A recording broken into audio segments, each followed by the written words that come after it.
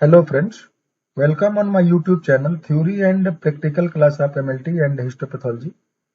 Friends, today I will discuss about FNAC testing. FNAC test that means friends Fine Needle Aspiration Cytology या shortcut में उसको हम FNA बोलते हैं जिसका नाम है fine needle aspiration. FNAC testing histopathology section में या फिर साइटोलॉजी में यूज किया जाने वाला एक डायग्नोस्टिक प्रोसीजर होता है फ्रेंड्स, जिसमें हम आज के वीडियो में जानेंगे एफएनएसी टेस्ट को परफॉर्म करने का हमारा मकसद क्या है, दैट्स मीन्स पर्पज क्या है, उद्देश्य क्या है, उसका इंट्रोडक्शन डेफिनेशन बोल सकते हैं फ्रेंड क्या होता है। ठीक है, पेशेंट का सैंपल प्रिपरेशन कैसे करते हैं और किस पर्पज के लिए करते हैं, क्लासिफिकेशन भी डिस्कस करेंगे फ्रेंड्स, और कुछ महत्वपूर्ण की पॉइंट्स एफएनएसी से रिलेटेड और क्वेश्चन आंसर भी इस वीडियो में डिस्कस करेंगे ताकि आप लोगों को एफएनएसी टेस्ट से जुड़ी हुई हर जानकारी अच्छे से प्राप्त हो सके। ओके, तो चलिए वीडियो को स्टार्ट करते हैं friends. FNAC that means fine needle aspiration cytology क्या होता है। द एफएनएसी टेस्ट और fine needle aspiration cytology is a diagnostic procedure used to examine cells from a lump और mass under the skin. FNAC एक diagnostic प्रक्रिया है या procedure है जिसका उपयोग स्किन के नीचे गांठ या मांस में कोशिकाओं की जांच करने के लिए किया जाता है। FNAC is minimally invasive and often preferred because it provides quick results with little risk or discomfort to the patients. FNAC न्यूनतम आक्रामक है और अक्सर इसे पसंद किया जाता है क्योंकि यह रोगी को कम जोखिम या असुविधा के साथ त्वरित परिणाम प्रदान करता है, that means fast result provide करता है friends. It's commonly used to diagnose tumours, cysts and other abnormalities in various parts of the body, including the thyroid, breast, lymph nodes and organ in the abdomen. Okay, इसका उपयोग आमतौर पर शरीर के विभिन्न हिस्सों में ट्यूमर, सिस्ट और अन्य असामान्यताओं या abnormalities के निदान के लिए किया जाता है, जिसमें थायराइड, ब्रेस्ट, लिम्फ नोड और पेट के अंग शामिल हैं। Here how it works. सबसे पहला स्टेप आएगा फ्रेंड्स हमारा preparation. The area of concern is typically cleaned and numbed with a local anesthetic to reduce discomfort. असुविधा को कम करने के लिए लंप या मांस की जगह को अच्छे से क्लीन करते हैं और जरूरत के हिसाब से उस जगह को शून्य करते हैं फ्रेंड्स। ओके, सेकेंड स्टेप से हमारा निडल इंसर्शन या निडल इंसर्ट, और thin needle is inserted into the lump and cells are extracted with suction.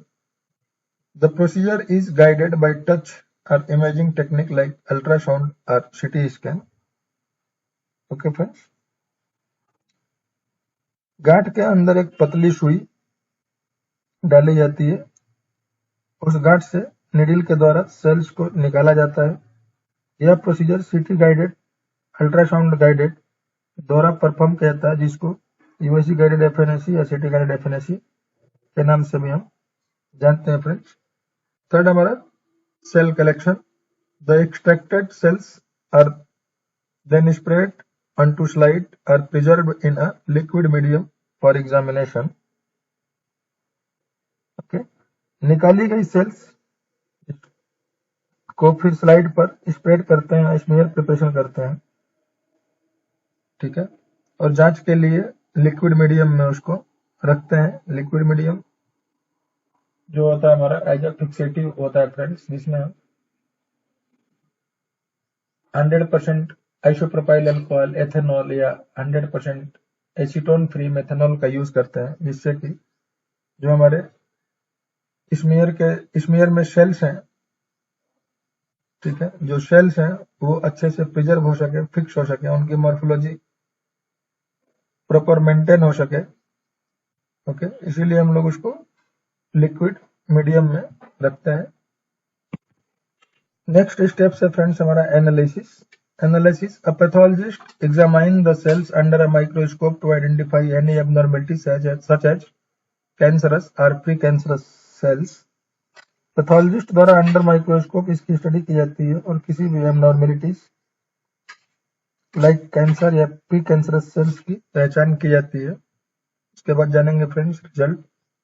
The results are usually available within a few days and helps doctor determine the nature of the lump or mass and plan further treatment if necessary. Result आमतौर पर कुछ दिनों के भीतर उपलब्ध होते हैं और डॉक्टर को लंप या मास की प्रकृति या उसके प्रकार को निर्धारित करने और यदि आवश्यकता हो तो आगे के उपचार की योजना बनाने के लिए करते हैं। ओके फ्रेंड्स, अब हम जानेंगे types of fine needle aspiration cytology. इसमें एफएनएसी टेस्ट को डिफरेंट प्रोसीजर से परफॉर्म किया था, जिसको हम लोग, जिसमें से कुछ कॉमन नेम है friends: diagnostic FNA, therapeutic FNA, image guided FNA, non guided FNA और endoscopic ultrasound US guided FNA. ठीक है, तो ये 5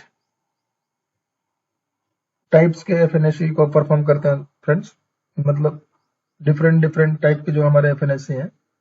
ओके, सबसे पहला हमारा diagnostic एफएनए।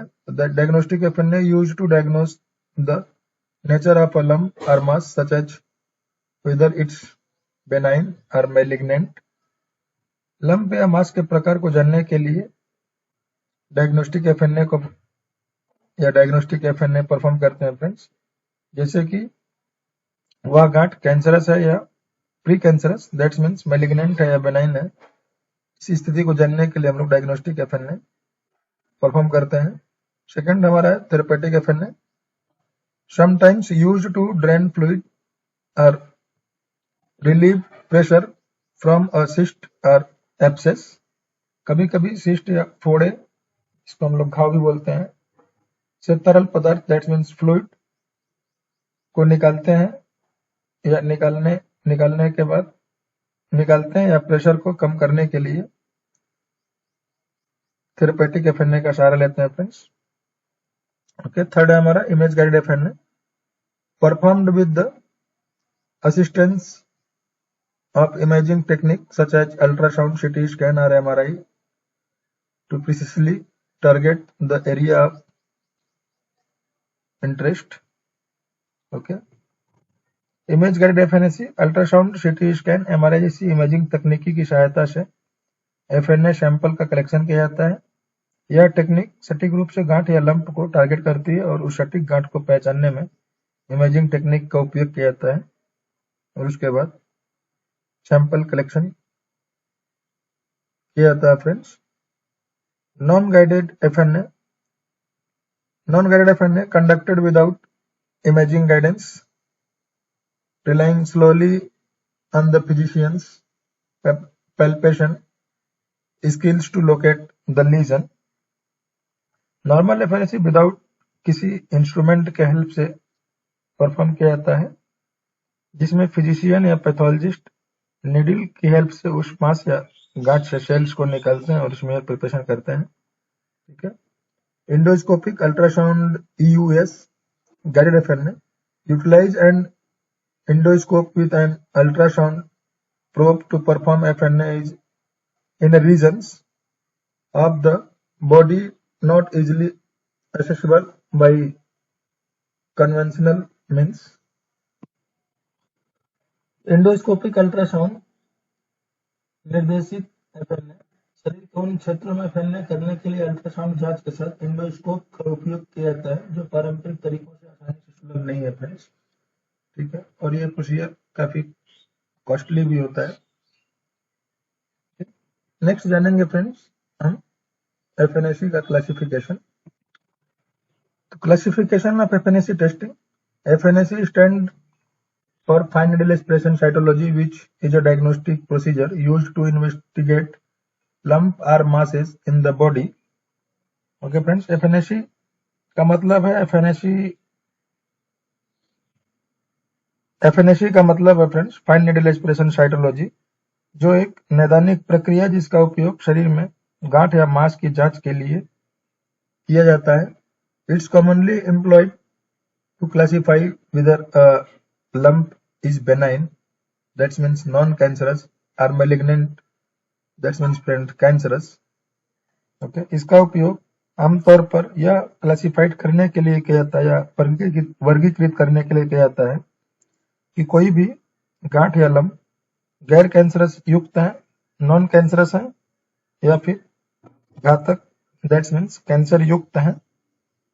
Okay, the classification typically includes category like benign, suspicious, malignant और नॉन डायग्नोस्टिक। इस category helps guide further treatment and management decision. Okay,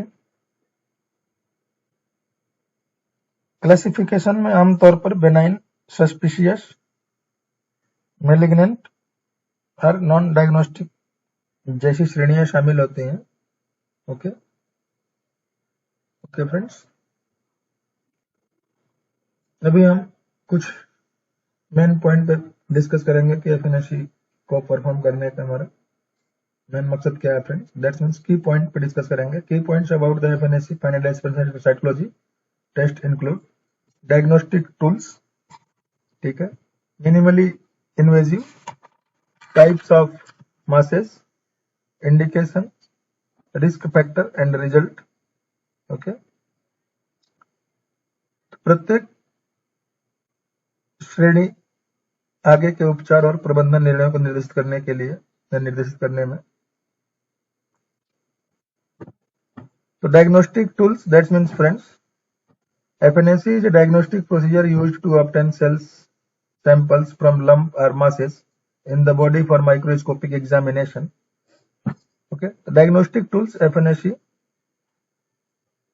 एक डायग्नोस्टिक प्रक्रिया है जिसका उपयोग माइक्रोस्कोपिक एग्जामिनेशन के लिए शरीर में गांठ या मांस से या लंप से सैंपल प्राप्त करने के लिए किया जाता है। Minimally invasive, it's minimally invasive involving the insertion of a thin needle into the suspicious area to collect cells। Okay friends, minimally invasive, that means friends यह minimally invasive है जिसमें सेल्स को इकट्ठा करने के लिए लंप या मांस में एक पतली नीडल डाली जाती है और सैंपल कलेक्ट किया जाता है।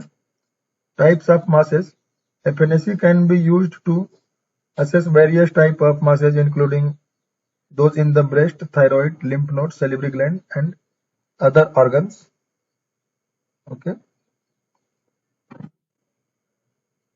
FNAC का उपयोग विभिन्न प्रकार के मासेस का आकलन करने के लिए किया जाता है या किया जा सकता है, जैसे breast, thyroid, lymph node, salivary gland या अन्य अंगों में मौजूद मास शामिल है friends.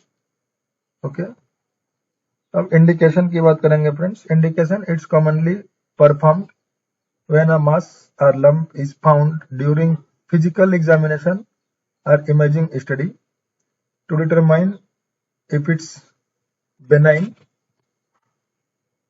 or malignant। okay okay friends, तो यह आमतौर पर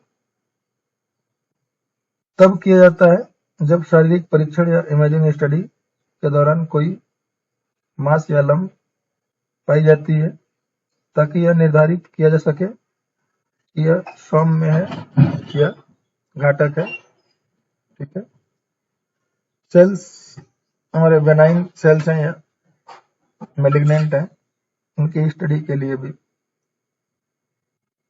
ये एक सांकेतिक या इंडिकेशन प्रक्रिया होती है फ्रेंड्स। उसके बाद हम जानेंगे फ्रेंड्स किस के बारे में। Okay,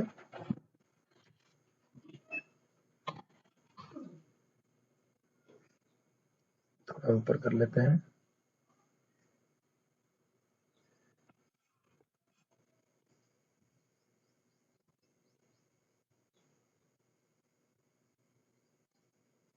Risk associated with FNAC are minimal and includes slight discomfort, brushing, bleeding, and in rare cases infection or damage to nearby structures। Okay, FNAC से जुड़े जोखिम बहुत कम होते हैं या न्यूनतम होते हैं और इसमें थोड़ी सी असुविधा जैसे कि चोट लगना, रक्तस्राव और दुर्लभ मामलों में आसपास की संरचनाओं को संक्रमण या क्षति शामिल है। ठीक है, एक्यूरेसी की बात करेंगे friends. Accuracy, the accuracy of FNAC depends on factors such as the skill of the practitioner, the types of mass benign sample, and the adequacy of the sample obtained. FNAC की सटीकता चिकित्सक की कौशलता या कुशलता,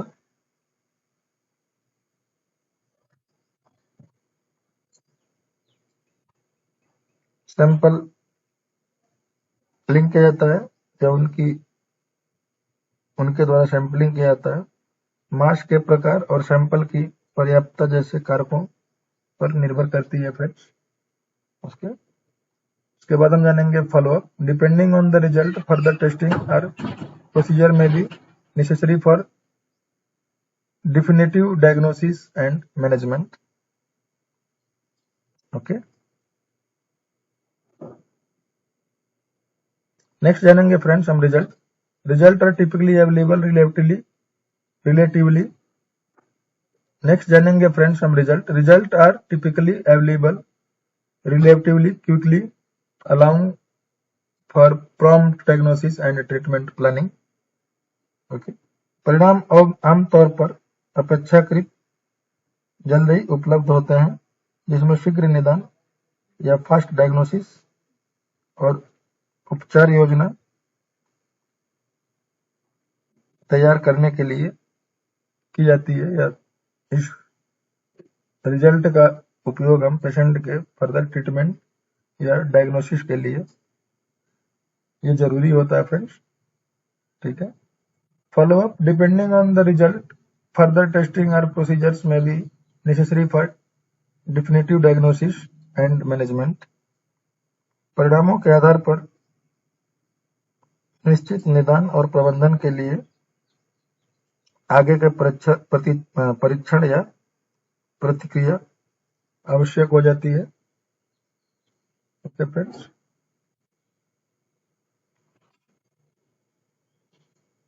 these key points highlight the purpose, procedure and implication of the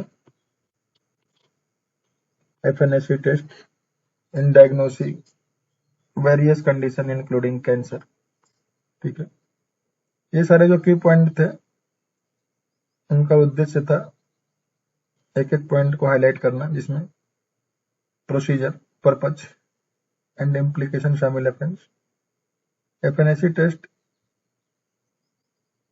various diagnosis के condition को जानने के लिए या कैंसर की स्थिति को जानने के लिए हम लोग FNAC टेस्ट को परफॉर्म करते हैं। थर्ड क्वेश्चन है फ्रेंड्स हमारा, what are the risk associated with an FNAC test. Okay, FNAC test से जुड़े जोखिम क्या है? तो FNAC में भी recommended if what next question है फ्रेंड्स हमारा, what are the risk associated with the FNA test. That's means friend FNAC से जुड़े जोखिम क्या है। ठीक है, risk are minimal and include slight discomfort, bruising और bleeding at the site of the needle insertion. In rare cases, infection or damage to nearby structure may occurs. FNAC के दौरान जोखिम जो होते हैं हमारे न्यूनतम होते हैं, ना के बराबर होते हैं, और इसमें सुई डालने की जगह पर थोड़ी असुविधा या दर्द हो सकती है, जहां पर चोट लगना या ब्लीडिंग शामिल है या रक्तस्राव शामिल है। दुर्लभ मामलों में आसपास की संरचनाओं में संक्रमण या क्षति हो सकती है। ठीक है, उसके बाद नेक्स्ट क्वेश्चन है फ्रेंड्स हमारा, what are some common indication for an FNA test. FNAC परीक्षण के लिए कुछ सामान्य संकेत क्या है? FNAC में भी recommended if a person has a palpable lump or mass in their body such as in the breast, thyroid, lump nodes or salivary glands that needs further evaluation for possible malignancy। Okay, यदि किसी व्यक्ति के शरीर में जैसे कि breast में, thyroid में, लिम्फ नोड या सेलिब्री ग्लैंड में कोई गांठ या मास है, तो एफएनएसी प्रोसीजर के द्वारा किसी संभावित घातकता के लिए आगे का मूल्यांकन करने की आवश्यकता होती है या मूल्यांकन की आवश्यकता होती है, जिसके लिए हम लोग एफएनएसी टेस्ट को परफॉर्म करते हैं। ठीक है, तो एफएनएसी टेस्ट से जुड़ी ये महत्वपूर्ण जानकारी है फ्रेंड्स, जिसके बारे में हमने आपको एक एक करके डिस्क्राइब किया। These are just a few examples, but there can be more specific questions based on the context of the test and the area of the body being examined. Okay friends, ये तो कुछ उदाहरण मात्र है, लेकिन परीक्षण के संदर्भ और शरीर के क्षेत्र के आधार पर अधिक विशिष्ट प्रश्न भी हो सकते हैं, जिसमें हमने जाना कि एफएनएसी का रिस्क फैक्टर क्या हो सकता है, एफएनएसी का पर्पज क्या होता है, एफएनएसी हम क्यों करते हैं। ठीक है, तो एफएनएसी का कॉमन इंडिकेशन क्या है। ओके फ्रेंड्स, आज के वीडियो में बस इतना ही फ्रेंड्स। अगर वीडियो अच्छा लगा हो फ्रेंड्स तो चैनल सब्सक्राइब करें, लाइक करें एंड शेयर करें। धन्यवाद।